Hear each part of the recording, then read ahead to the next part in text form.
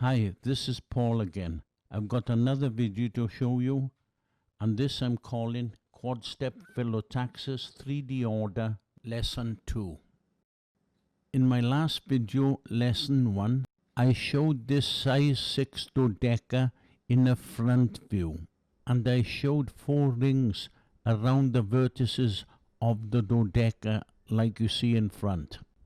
I also brought a size 6 ICOSA in, and I done the same type of 48 colored ball polar array for the ICOSA and showed wonderful results. Now in this configuration, the top vertex and the bottom vertex of the dodeca was lined up to the vertical axis, and the face of the ICOSA was at right angles, 90 degrees to that axis. Now in this lesson 2, I'm going to do the exact opposite. I want to put the ICOSA top and bottom vertex in the vertical axis, and the opposite for the dodeca. Okay, this is not just a simple switch from front view to top view. We are not dealing with a cube. Let's look at the dodeca and ICOSA together again. Now if you look closely, the pentagon in the front is sloping. Now let's switch to the right view. Now you can see the slope better. The angle between the vertex of the ICOSA to the top vertex of the dodeca is 79 degrees 0.19. So now we'll rotate the vertex of the ICOSA to the top. And now we'll rotate it back to the front view.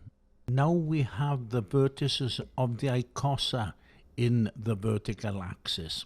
So now we'll start with the ICOSA, and on this we'll give it 2 rings around the vertices, and then we'll give it a spherical profile of the ICOSA.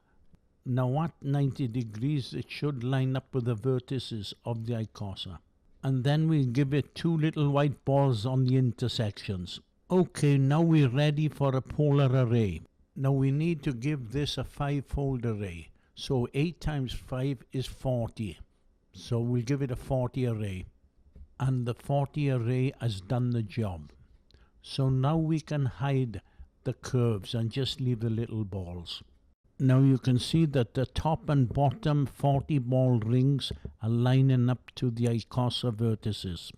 Okay, the next step is to add 4 colored balls to them white vertices as shown. We can now rotate that spherical profile to the front, and we can group that profile with the 4 color ball arrangements as I am showing. Okay, now we have a pair of 4 colored balls that are grouped with this front ring, and we are ready to give it 10 copies. So away we go. And you can see as it rotates around, there are 8 gaps between each vertex of the ICOSA ring. And all the vertices of the ICOSA are lining up with the red balls. Okay, so now I'm going to show this anim in the top view.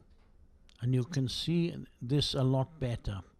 Now you can see perfectly that the 10 segments are lining up with the top and bottom rings of the ICOSA to really show 10 sections. In my last video I showed this as a 6-fold array, but now with the ICOSA vertices in the vertical axis I'm showing a 5-fold array. Okay, now we'll go to the dodeca, and this time the dodeca face is facing up. So we don't need the ICOSA anymore, so we'll just look at the dodeca. So our first job is to add 4 sets of rings to the dodeca around the vertices. The next step is to add the spherical profile like I show in front, and then add 4 little balls at the intersections of the rings. Okay, now we can give the profile and 4 balls a 40 polar array. Okay, we don't need the array of 40 curves anymore, just the balls. And you can see that the 40 ball rings are lining up to the vertices pretty good of the dodeca. Okay, the next job is to copy colored balls like I'm showing in front.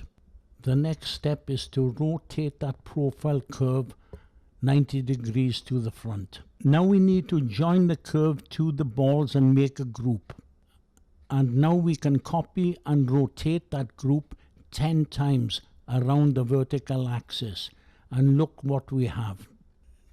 Now we are showing a 5-fold array going 10 times around the dodeca, giving us a wonderful 3-dimensional order without any chaos. Okay, now I'm going to show this animation in the top view. Now you can see that the 4-ball arrangements going around 10 times fits perfectly, because you can see there are 3 layers of vertices of the dodeca, and it's perfectly 3-dimensional. So I've showed you that the dodeca and ICOSA dual can be given 6-fold and 5-fold polar arrays. Isn't that something? Anyways, there's so much stuff that I can show with this quad-step system of order. But I guess there's not many people in the world that thinks order is better than chaos. But anyways, for the few people that like my videos, this is Paul saying thank you very much for watching my video.